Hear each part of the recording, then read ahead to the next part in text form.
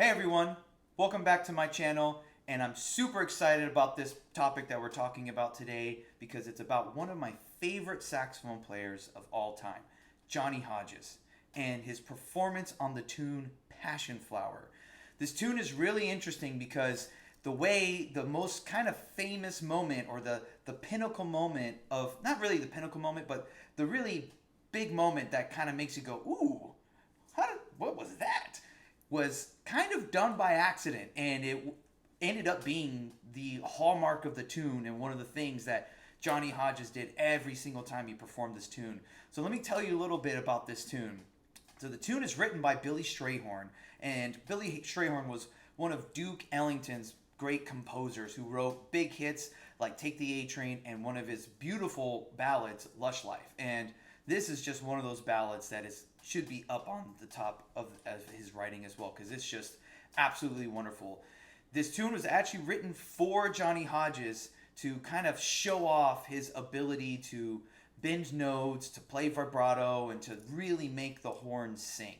The recording that we're going to listen to today is not the original recording that came out. I kind of wanted to show one of my more favorite recordings, which he did later on, and you'll see why later on, just because this is just, he's been playing the tune so many years, you just get this beautiful touch that he gets after playing it so many years later. An interesting tidbit about this tune is actually Charlie Parker was doing a blindfold test with Leonard Feather in 1948 and immediately recognized it as Johnny Hodges and just gave his great admiration for Johnny Hodges, and just kind of gives you an idea of what makes Johnny Hodges Johnny Hodges. What Charlie Parker said was, I always took my hat off to Johnny Hodges because he could sing with the horn.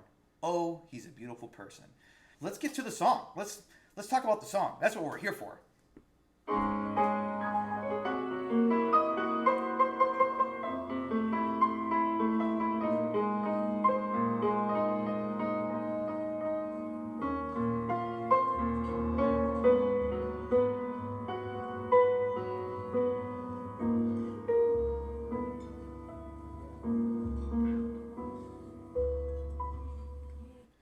All right, now I just got to stop right there.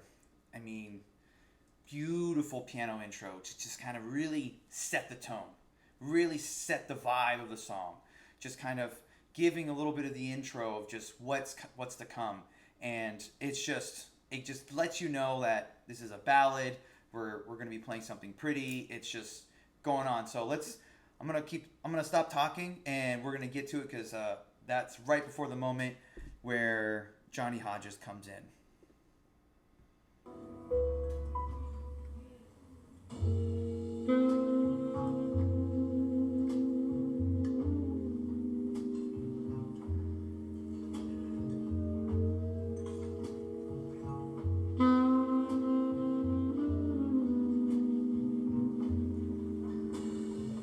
Now immediately you can just hear just how his subtlety is there, just how soft he plays, just the notes and the touch and the tip of the tongue, where you just kind of, it feels light. He's not in a hurry. He's not rushing. He's not speeding, He's letting it lay back and really just kind of playing it down. Just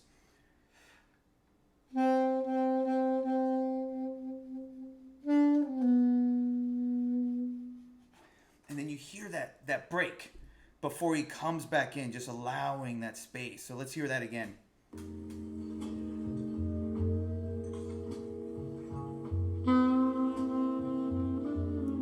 And you can tell he knows the arrangement really well because that allows the trombones to slide up, and then he lets that phrase finish, and then he comes in.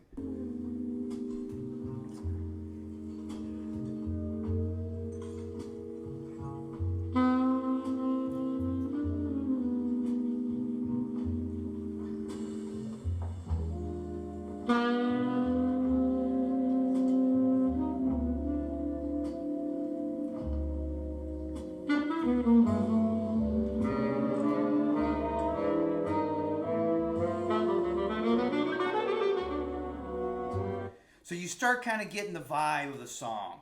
You're just getting the feel for it here at the beginning, and he's just really letting the dynamic start out just nice and soft, because it's going to grow later on in the song, and you can hear how he's doing a call and response with the band, right? He's really paying attention to what the band is doing.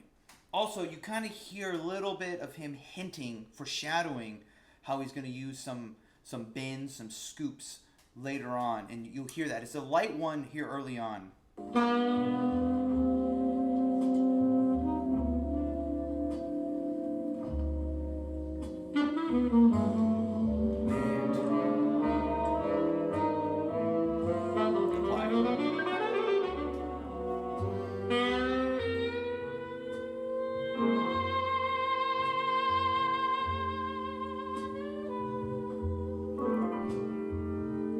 I love that moment right there. You hear that really big, just octave jump, and that just beautiful scoop up, and then a beautiful vibrato, and then the reply from the piano. Just that big bend that just kind of leads into that note. Just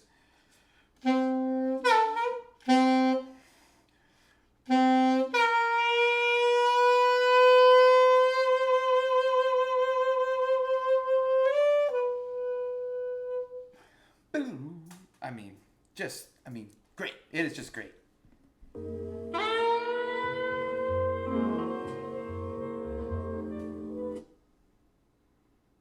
So let's listen for that scoop again.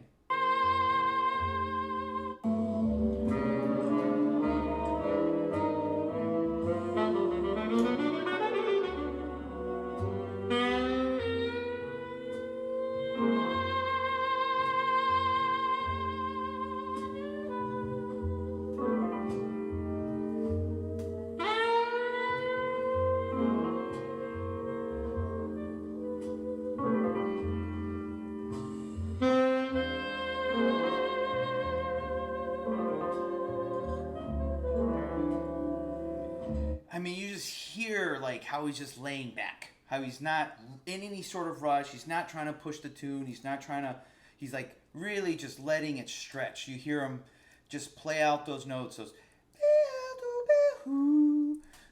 here at the end and the end of his phrases. He's just not.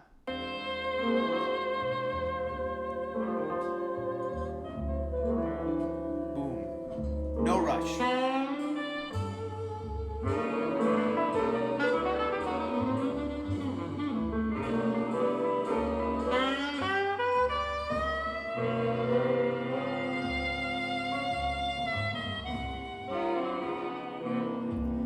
So I love how he gets to the bridge here, and how you think he's gonna like just play it loud, or because he kind of leads in, he just plays this intro in, just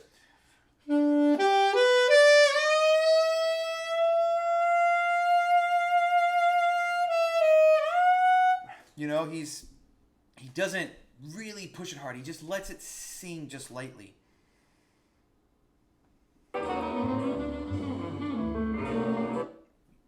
Let's go back and like just listen to how he kind of digs into it. You think he's gonna like really grow loud, but he withholds himself.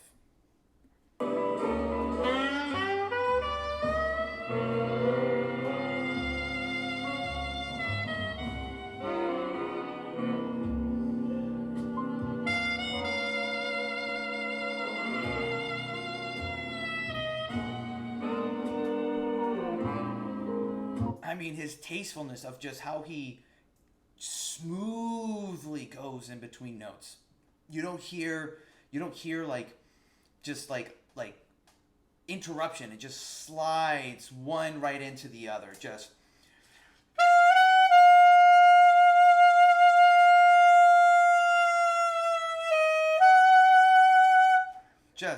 nice, and just slides right in. Just super easy. I mean, just great.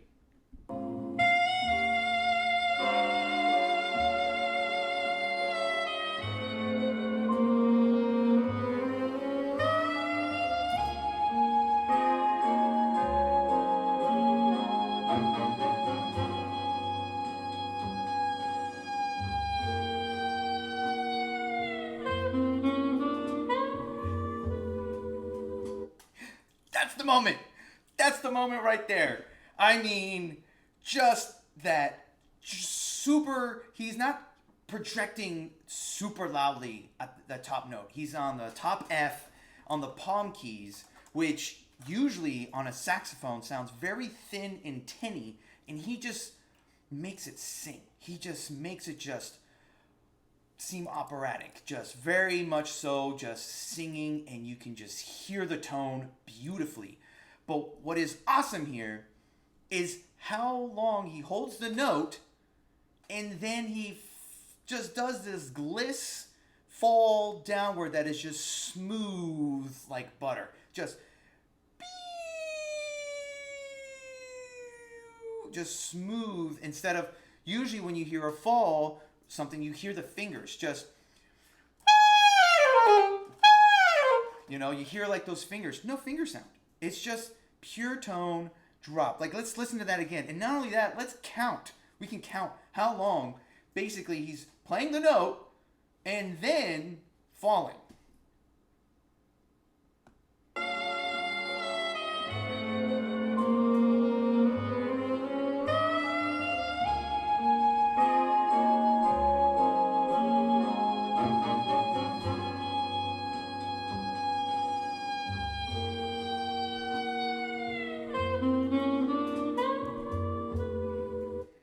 Beats. 11 beats.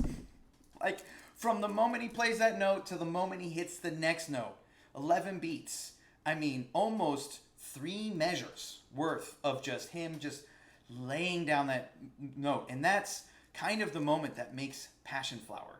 It's in all of the recordings that he's ever done, and he just really just lets it fall. And it's a great moment where he just kind of does that, and you just wonder, man, where did he come to think of do something like that?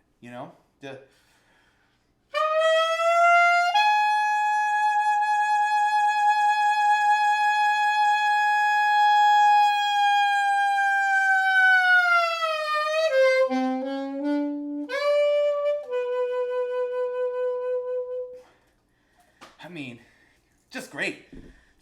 What a great moment. I mean, and not only that, we know it's a great moment because someone in the band, let me not ruin it for you. Let's just get it back a little seconds.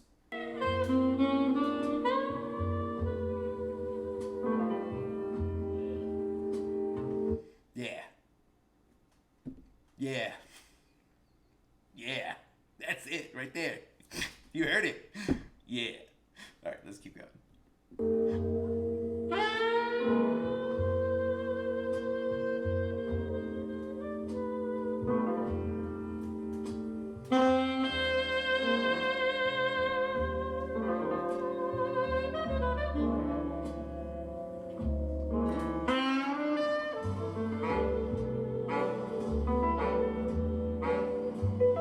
Those upbeats right there, just boom. But do you notice he's kind of playing the second time around a little differently? He's kind of playing a little bit more forward. The beginning of the tune, he's a little bit more laid back, kind of letting the tune grow a little bit, kind of letting the kind of get to the moment. Just like there's no rush, we're moving forward. But now we're in this later half of the tune, and we really want to kind of feel like you can hear the trombones doing the upbeats. There's a little bit more motion. Because there's a little bit more motion, you can add a little bit more ad-lib and add some notes to it, some colors, some textures, right? So that's what he's doing here. Well, I'll add it back there a couple more seconds.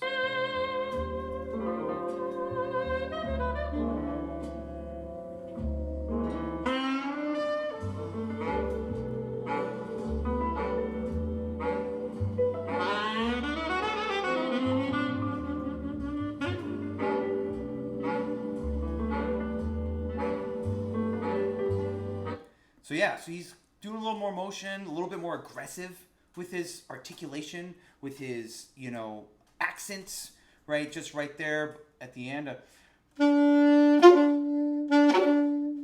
Sorry, wrong note. Right? So, because we're leading to this big moment here. That's just we're growing.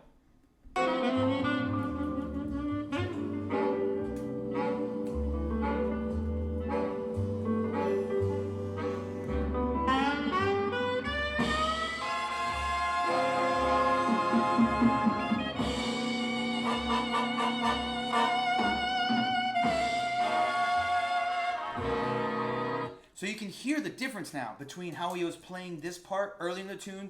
There's more brass. The brass is coming in. They're coming in stronger. His vibrato's a little stronger. He's a little bit more forward with his volume, with his oh man, what's the word? Why can't I think of the word?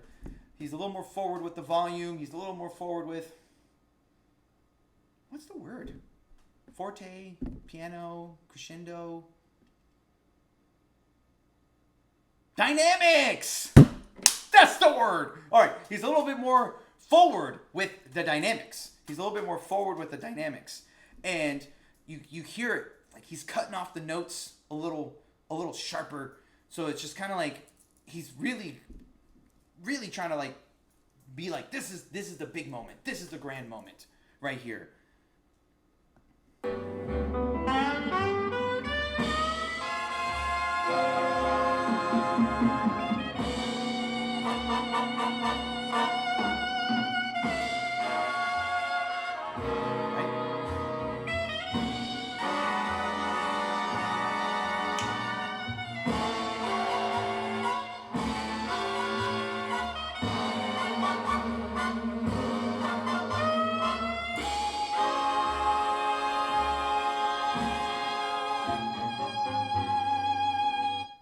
I mean, let's just talk about that right there. I mean, just that whole bridge section, it is so orchestral. I mean, the horns coming in, the trumpets coming in, the little bit of dissonance there, a little extra crunch on the notes, and he's just really laying it out, really laying the top of the horn sing as much as possible, which is just, he's the king of letting the top of the horn sing. I mean, there's a reason why Charlie Parker said he had the horn, he just let the horn sing. So he just,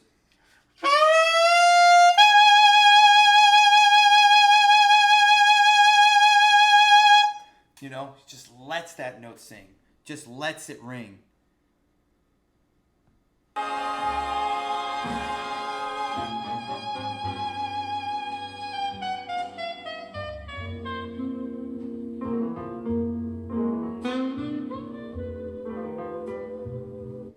And then, instead of doing that gliss down, he just chromatically down, just,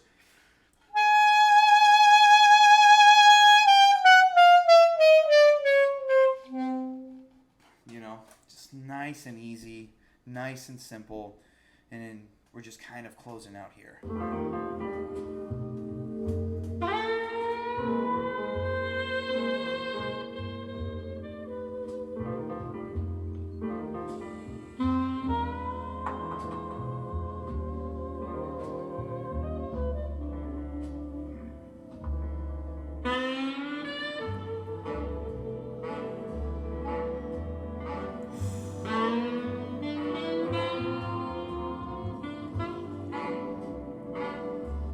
You know, you can hear he's kind of coming down. He's coming a little big. He's still doing his scoops, still doing the call and response, but it's a little more relaxed, a little more laid back.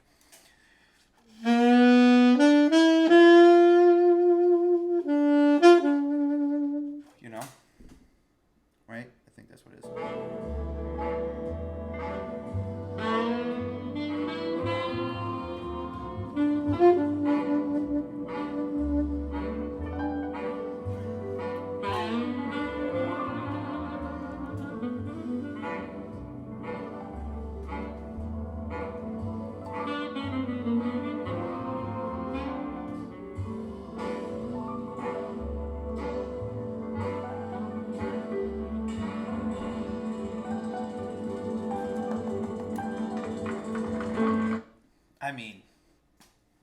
I mean, what else? What else is there to be said, right? I mean, he's the king. He's the king of ballads, at least for me on the alto saxophone. I mean, he lets things sing. He lets things sing. He lets things just, his vibrato is strong. His tone is strong. He knows when to lay back. He knows when to play with dynamics, when to use subtone, when to use straight tone. You know, there's that difference between subtone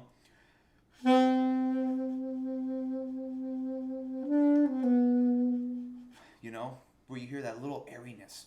And then there's the moments where you hear the straight tone.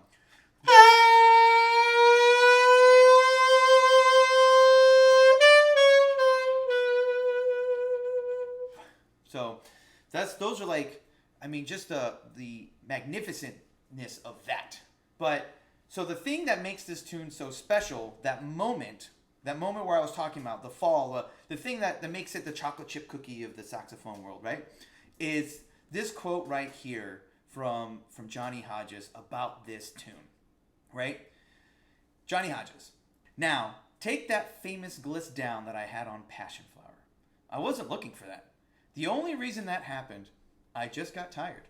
I've been recording all day long, and this was my last number.